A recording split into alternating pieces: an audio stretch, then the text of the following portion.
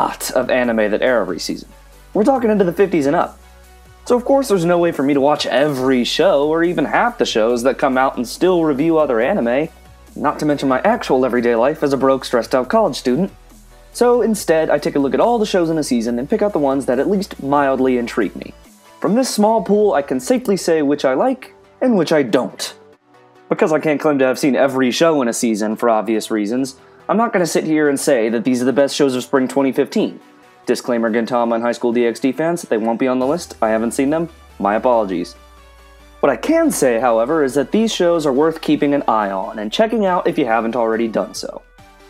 Today, under the scope, I take a look at some of the currently airing spring 2015 anime you should be watching. Fate Stay Night, Unlimited Blade Works. As a major fan of the Fate franchise, this will really come as no surprise, and it's safe to say my hopes for this show going in were pretty much through the roof. Fate Stay Night is the story of the 5th Holy Grail War, and UBW follows main protagonists Shiro Emiya and Rin Tosaka on their quest to obtain the omnipotent wish-granting device. Unlimited Blade Works follows the second route of the Fate Stay Night visual novel, with Rin Tosaka being the main heroine. The story and characters are incredibly addicting, and some of the best this season has to offer. Put simply, the animation is quite possibly the best I have ever seen for a television series.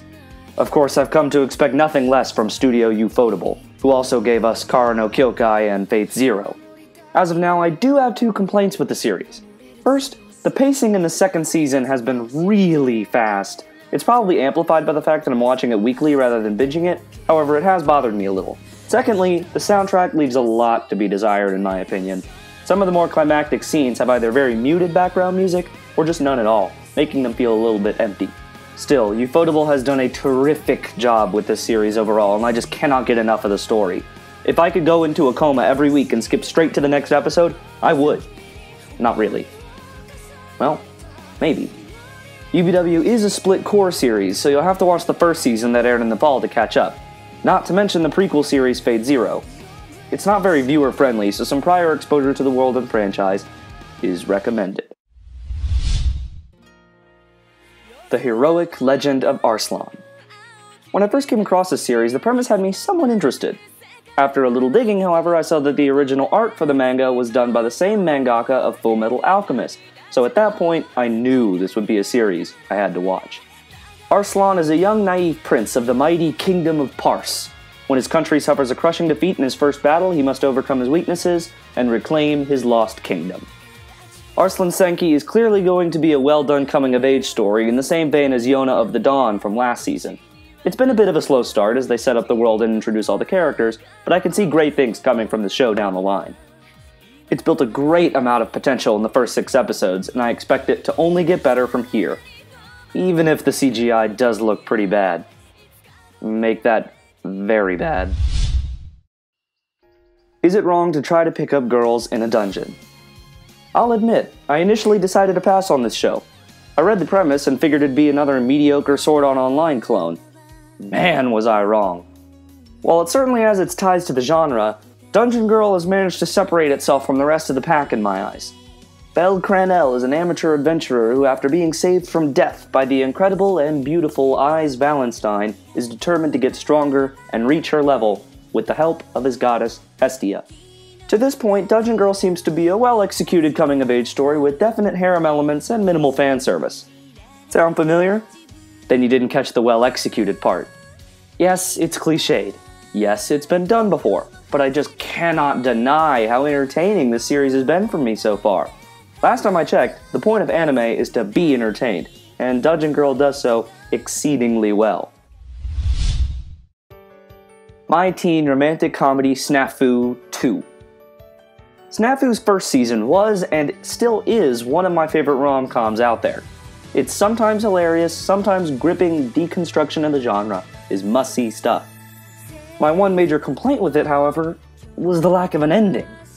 So, safe to say, I'd been waiting for this second season for a long time, and thankfully we got one. Something that doesn't always happen in anime. Snafu Season 2 has carried over the same fantastic characterization and monologues that made the first season so great. Hachiman is the same snarky introvert, and his hilarious takes on the world are just as awesome as they always were. The biggest difference between the two seasons is the animation, as there has been a major improvement for the second season. Really, it's absolutely beautiful. For those of you who haven't seen any snafu, I urge you to go check it out, especially if you're into rom-coms. Its deconstruction of standard rom-com tropes and cliches is must-watch stuff, and it is quite possibly my favorite main cast of characters in any anime this season. Ore Monogatari. Fitting to end this list with a series that just might be my favorite of the season, bait bias aside. Usually with romance anime, you get the same tired storyline. 22 to 24 episodes of will they won't they beating around the bush bullcrap and about 5 minutes of actual coupledom. Yeah, Ore Monogatari completely blew this framework out of the water by just the 3rd episode. Takeo Goda has constantly been in the shadow of his best friend since childhood, Sunakawa, probably owing to the fact that Suna looks like Prince Charming and Takeo like King Kong. But actually though, when Takeo meets and develops a crush on a girl named Yamato, he immediately assumes that she's fallen for Suna, just like every other girl he's ever liked. Cue 20 plus episodes of minimal progress being made into the last 2 to 3 episodes, right? In a word, no. We are now 6 episodes in, and this show has already made more romantic progress than most romance anime make in their whole run. The way it has taken the cliches of the genre and just totally thrown them out the window has me absolutely hooked. If you're a romance fan, it's an absolute must-watch as of now.